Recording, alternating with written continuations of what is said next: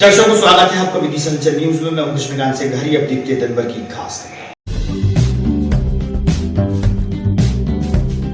राष्ट्रीय गुर्जर स्वाभिमान मंच ने जिला प्रशासन को सौंपा ज्ञापन, रखी अपनी समस्याएं।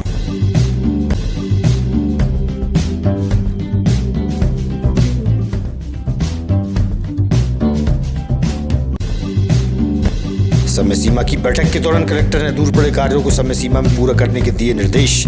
विभागीय अधिकारी रहे मौजूद।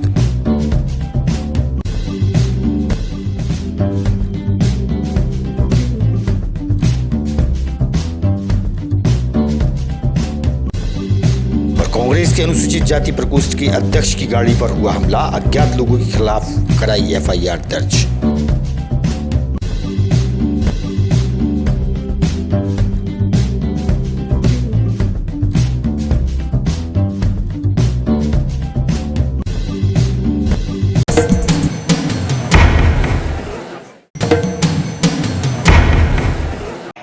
अब खबर विस्तार से। राष्ट्रीय गुर्जर स्वाभिमान मंच द्वारा जिला मुख्यालय पहुंचकर ज्ञापन सौंपा गया। ज्ञापन के माध्यम से बताया गया कि गुर्जर समाज के इतिहास के बारे में छेड़खानी की जा रही है और उनको लुप्त किया जा रहा है। गुर्जर समाज के लोगों ने विरोध जताया।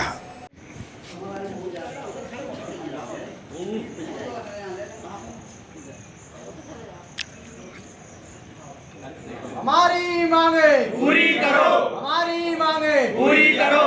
अभी तो ये लड़ाई है, आगे और लड़ाई है। गुर्जर एकता जिंदाबाद। देवनारायण भगवान की जय हो, देवनारायण भगवान की जय हो।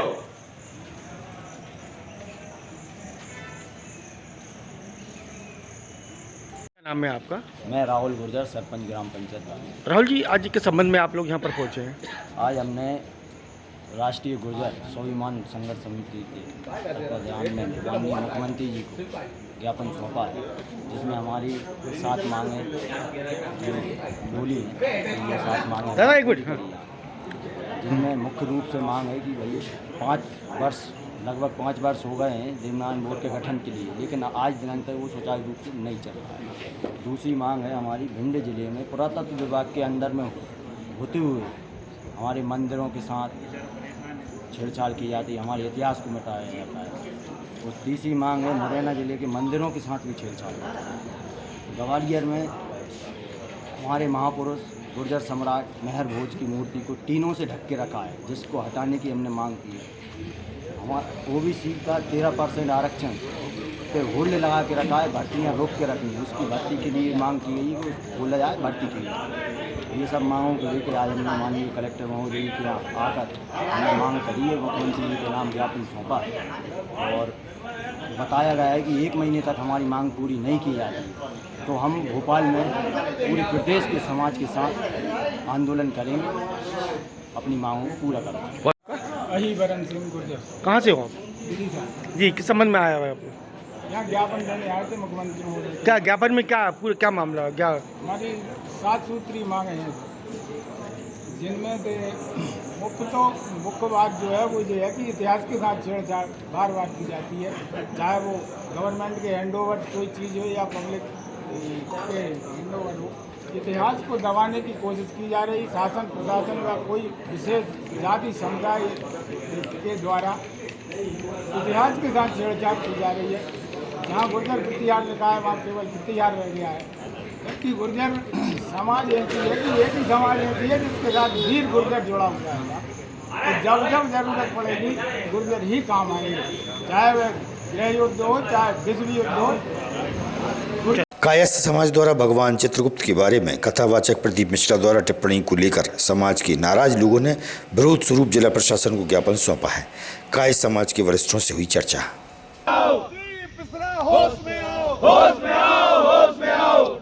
सम्मानीय मातृशक्ति भी उपस्थित है, सारे हमारे तहसीलदार बस भाई साहब बस। आकाश सर को एक तरफ सनातनी सबको हिंदुत्व बता रहे हैं और दूसरी साइड उन्हीं भगवान चित्रगुप्त महाराज जो हैं स्वयं ब्रह्मा जी की उत्पत्ति से उत्पन्न हुए हैं और अपने कायस्थ समाज का नहीं बल्कि सभी समाज का लेखा जोखा वो करते हैं। इसके बारे में हमारे भगवान हैं और हम अपने प्रभु के प्रति नहीं सुन सकते आलोचना। जो महात्मा जी जो प्रदीप मिश्रा जी कह रहे हैं, एक बार और हमने सुना था कि राधा जी के बारे में उन्होंने बोला था, प्रेमानंदी महाराज के लिए भी उन्होंने बहुत गलत शब्द बोले थे। लेकिन आज कायस्थ समाज के लिए उंगली उठाई है।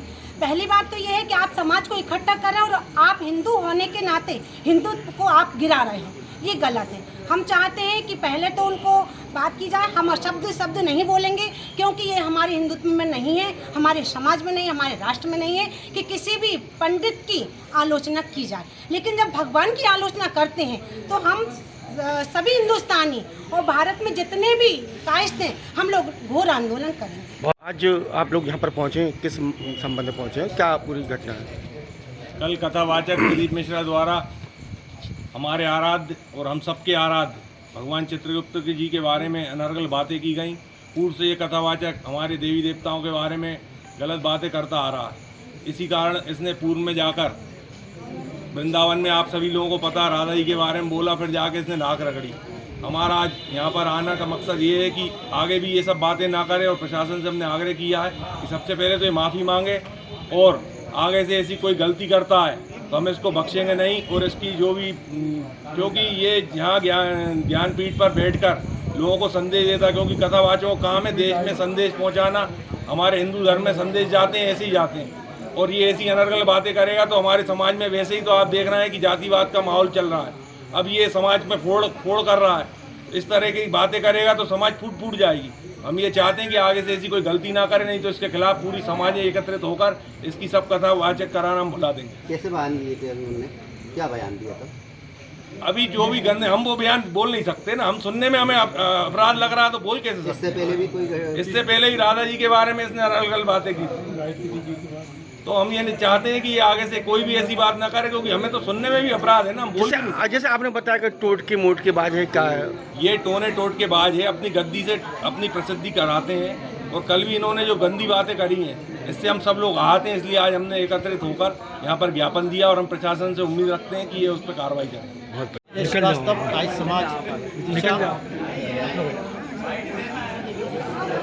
सबसे पहले तो आप ये बता दें कि चित्रगुप्त जी हैं कौन? चित्रगुप्त जी समस्त संसार के समस्त प्राणियों के पाप पुण्य का लेखा जोखा रखने वाले हैं। किसको क्या पाप मिलना है, उसे कर्मों के आधार पर उसका निर्धारण भगवान श्री चित्रगुप्त जी करते हैं। तो ऐसे जो प्रदीप मिश्रा जी हैं, उनके द्वारा किस तरीके का अनर्गल भगवान के बारे में कहा गया है? देखिए, इतने अभद्र और अमर्यादित अशोभनीय शब्द कहे गए हैं कि वो हम अपने मुख से व्यक्त भी नहीं कर सकते। हमारे आराध्य के लिए आपकी जो आराध्य है उनके बारे में जो प्रदीप मिश्रा के द्वारा जो बयानबाजी की गई है, गलत टिप्पणी की गई है, उसकी क्या चाहते हैं आप प्रदीप मिश्रा के बारे में? प्रदीप मिश्रा जी के बारे में हम ये चाहते हैं कि जिस प्रकार वो निरंतर सनातन धर्म का, देवी देवताओं का जो अपमान करते आ रहे हैं, ये बात सिर्फ कायस्थ समाज की नहीं है, समस्त सनातन हिंदू धर्म के देवी देवताओं की है। आज उन्होंने राधा जी के लिए कही है, यमराज जी के लिए कही है, चित्रगुप्त जी के लिए कही है। अगर उनको रोका नहीं गया, उनके खिलाफ कार्रवाई नहीं की गई, तो वो अन्य समाज के देवी देवताओं के बारे में भी इसी प्रकार के आप शब्द बोलेंगे, जिससे समाज में बिखराव होगा, देश की एकता और अखंडता खंडित होगी। इसलिए उनके खिलाफ सभी समाजों को मिलकर एकजुट होकर। बासोदा थाना क्षेत्रीय ग्राम डायला में शादी समारोह से लौटते समय कांग्रेस के अनुसूचित जाति प्रकोष्ठ के प्रदेश अध्यक्ष प्रदीप अहिरवार के वाहन पर हथियारबंद लोगों ने हमला कर दिया और गाड़ी के कांच भी फोड़ दिए गए थे। गुरुवार की देर रात की घटना बताई जा रही है। प्रदीप अहिरवार ने बताया कि करीब 50 से 60 लोग हथियार से लैस होकर पहुंचे थे। उनसे नाम पूछा और उनके साथ मारपीट की। प्रदीप अहिरवार ने थाने पहुंचकर अज्ञात लोगों के खिलाफ FIR दर्ज करवाई है। किसी तरह जान बचाकर गंजबौसा थाने पहुंचे थे। इस मामले में SP रोहित कासवानी का क्या कहना है, सुनिए आप।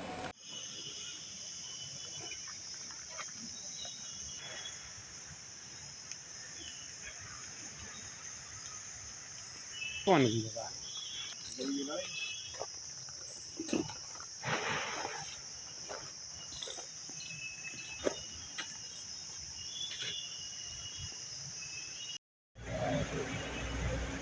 ये देखने का है, देखो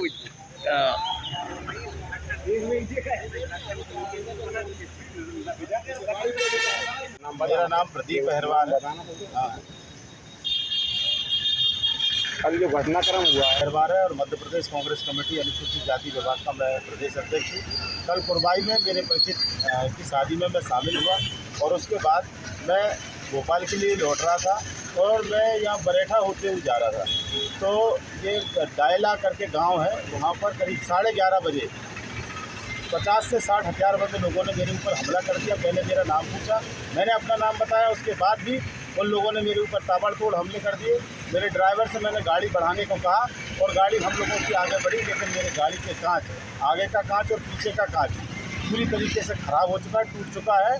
और मैंने उसी समय एसपी साहब को और कलेक्टर साहब को फ़ोन लगाया, पुलिस फोर्स आई और पुलिस ने अपनी कार्रवाई करी। लेकिन अगर मैं गाड़ी रोक देता तो निश्चित रूप से मेरी हत्या हो जाती। और मध्य प्रदेश के अंदर इस तरीके से जो मामले हो रहे हैं उसमें एक ऐसा मामला जुड़ जाता कि मैं लगातार प्रदेश में अनुसूचित जाति वर्गों, आदिवासी वर्गों या किसी भी समाज की कोई घटना होती है मैं लड़ाई लड़ता हूँ। मैंने एसपी साहब से कहा कि इसकी सघन जांच होनी चाहिए और लगातार हमारे समर्थकों के फ़ोन आ रहे हैं, मेरे समर्थकों के भी फ़ोन आ रहे हैं, हमारी पार्टी के वरिष्ठ नेताओं से मेरी बात हो रही है। लेकिन कल 3 बजे रात को मैं थाने में था और योगेंद्र परमार जो यहाँ के थाना प्रभारी हैं मेरे से अभद्रता करते हैं, मेरे से कहते हैं कि आपकी FIR हो गई, आप थाने के बाहर जाओ। जबकि रात के 3 बजे मेरे ऊपर 50-60 लोगों ने हमला किया। मैं घबराया हुआ था, मेरी जान को खतरा था। मैंने कहा कि मुझे थाना परिसर में बैठने दो, लेकिन योगेंद्र परमार ने और राधेश्याम यादव थाना प्रभारी ने इन दोनों ने बदतमीजी करी। मैं आपके माध्यम से एसपी साहब से कहूँगा कि इनको तत्काल निलंबित किया जाए और जो बकाया लोग हैं, जो बकाया आरोपी हैं, उनको भी तत्काल प्रभाव से गिरफ्तार किया जाए। जिन्होंने जो मैं तो ये कहूँगा कि पुलिस इसका खुलासा करे। वो मेरे लिए हाथ लगा के बैठे थे या कोई उनका दूसरा कोई टारगेट था, इसके बारे में मैं ये नहीं कहूँगा। लेकिन उन्होंने मेरे ऊपर जो हमला किया वो प्राणघातक हमला था। अगर मैं वहाँ से भागता नहीं तो निश्चित रूप से हम तीनों लोगों की, मेरे साथ में जगन्नाथ अहिरवार जिलाध्यक्ष कांग्रेस अनुसूचित जाति विभाग और मेरा ड्राइवर साथ में था। रात का 11 बजे का वक्त था और 2 किलोमीटर तक उन लोगों ने हमारा पीछा भी किया और फायर भी किया। उनके हाथ में गन भी थी, लठ भी थे, तलवार भी थी और तलवार मेरी गाड़ी पर भी मारी है। मेरे ड्राइवर को तलवार से मारने का प्रयास किया। अगर गाड़ी ड्राइवर को तलवार लग जाती तो निश्चित रूप से हम तीनों को टक्कर नहीं। और जो गुंडा राज मध्य प्रदेश में चल रहा है, चाहे वो कोई भी हो, किसी का संरक्षण प्राप्त व्यक्ति हो, ऐसे लोगों को चिन्हित किया जाए और इनके ऊपर सख्त से सख्त कार्रवाई की जाए।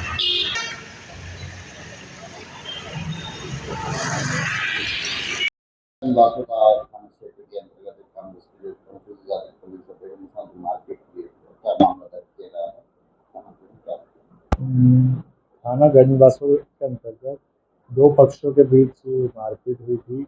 उसमें फिर एक पक्ष की तरफ से जो उन्होंने बताया FIR भी दर्ज की गई और इसी पक्ष से कुछ लोग जब दूसरे पक्ष की ओर को मारने के लिए जा रहे थे, उद्देश्य से जा रहे थे, उसी दौरान रास्ते में जो संबंधित व्यक्ति हैं वहाँ से निकल रहे थे और उनकी गाड़ी का कांच फोड़ा गया है।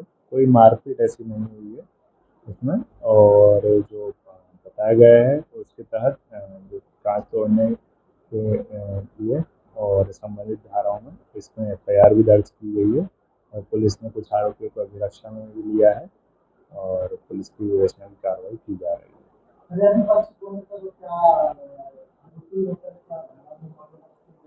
इसमें जो एक अपराध दर्ज किया गया है मारपीट की धाराओं में, जो एक रघुवंश पक्ष की तरफ से है और दोनों ही रघुवंशी समाज के ही अलग अलग पक्ष थे जिनमें पुरानी रंजिश की वजह से लड़ाई हुई है। और इसमें दूसरे पक्ष पर जब जा रहे थे तो ये जिनका कांच फूटा है तो उनकी ओर से एक अपराध पंजीबद्ध किया गया है दूसरे पक्ष पर भी और पुलिस विवेचना कर रही है। लॉयंस क्लब में नए पदाधिकारियों की नियुक्ति होने पर उन्हें फूल मालाएं पहनाई और बधाई दी। लॉयंस क्लब टीम द्वारा बधाइयाँ दी गईं। विदेश शर्मा जी, विदेश त्रिपाठी जी और प्रकाश गोयल नए पदाधिकारी बने, उनको बहुत बहुत शुभकामना कि इनका कार्यकाल स्वर्णिम हो और लॉयंस क्लब आनंदपुर सदगुरु गलियों में गौरवशाली अतीत है, उसके अनुरूप जिनका कार्यकाल बने, यही हमारी शुभकामना है। हमारी साथियों, सालों की हमारी मेहनत पूरी हुई। ये सोमवार को मध्य प्रदेश के विदिशा जिले की बेटियों को जीने दो टीम के प्रमुख दीप सिंह कुशवाहा ने इन चारों भाई बहनों के लिए भी एक कपड़ों से भरा पार्सल भेजकर उनको उज्ज्वल भविष्य की कामना की है। टीम प्रमुख कुशवाहा ने उनकी बेटी भूमि कुशवाहा के चौथे जन्मदिन 2 सितंबर 2021 से बेटी के जन्म पर बेटी को देश भर में कपड़े फ्री नामक एक पहल को शुरू किया है। देश भर में चलाई जा रही है पहल की सेवा मध्य प्रदेश, उत्तर प्रदेश, छत्तीसगढ़, झारखंड, तमिलनाडु, बिहार के बाद अब हरियाणा में भी पहुंच चुकी है। बिना किसी के सहयोग के दीप सिंह कुशवाहा अब तक निजी खर्चे से 1888 से ज़्यादा बेटियों को फ्री कपड़े सेवा प्रदान कर चुके हैं। हरियाणा में एक साथ जन्मी 2 बेटियों व बेटे पहनेंगे मध्य प्रदेश के कपड़े। विदिशा की बेटियों को जीने दो टीम प्रमुख दीप सिंह कुशवाहा ने कपड़े का पार्सल हरियाणा भेजा। बेटी के जन्म पर बेटी को देश भर में दिए जाते हैं कपड़े फ्री। मैं दीप सिंह कुशवाहा विदिशा मध्य प्रदेश की बेटियों को जीने दो टीम से हमारे द्वारा पूरे देश भर में बेटी के जन्म पर बेटी को कपड़े फ्री देने का काम किया जा रहा है। इसी सिलसिले में आज पोस्ट ऑफिस विदिशा से पिछले महीने हरियाणा में एक महिला ने 2 बेटे और 2 बेटियों को जन्म दिया। उनके द्वारा हमारे द्वारा पार्सल भेजा गया। आगामी खबरों के लिए आप देखते रहिएगा विदिशा अंचल न्यूज़। हमें दीजिए इजाजत। नमस्कार।